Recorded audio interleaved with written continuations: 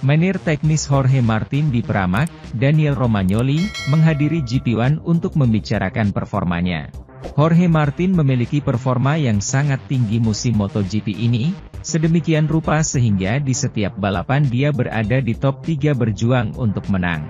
Siapa sangka, karena tahun 2022 merupakan tahun yang sulit bagi pria asal San Sebastian de los Reyes, yang tidak dipilih oleh Ducati untuk bermain di tim resmi Ducati tersebut.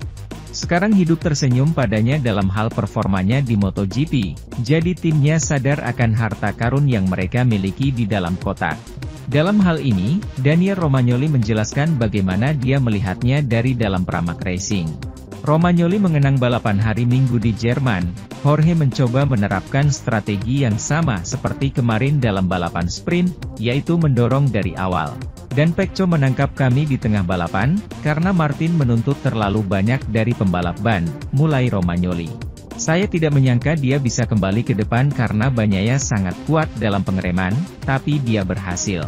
Jorge menyukai trek ini, dia dalam kondisi sangat baik, mari pertahankan. Kita tidak perlu melakukan hal lain. Bahkan, menjelang akhir lomba mereka saling bersentuhan di tengah pertarungan memperebutkan kemenangan.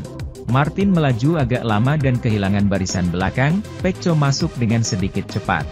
Mereka menyentuh dan saya sedikit takut, itu adalah momen di mana mereka berdua jatuh ke tanah, lanjut menir teknis Pramac Racing. Martin yang saya lihat sekarang adalah apa yang saya harapkan ketika dia tiba di MotoGP, dia sangat cepat, dia adalah bagian dari generasi pembalap baru. Dia belajar dengan cepat dan sekarang dia menunjukkan bakatnya. Kami juga memiliki motor yang sangat kompetitif dan semuanya luar biasa, katanya tentang pilotnya. Sementara itu, kami mengalami musim konyol yang tak terduga sebelum liburan musim panas, dengan dua nama luar biasa seperti Marc Marquez dan Pedro Acosta. Bom akan datang dalam beberapa minggu mendatang dan faktanya masa depan legenda MotoGP saat ini, Marc Marquez dan pilot yang telah menghancurkan segalanya, Pedro Acosta, dipertaruhkan.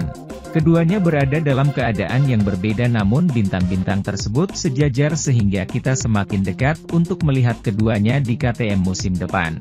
Hal pertama yang harus kita analisis adalah situasi KTM dan para pebalapnya.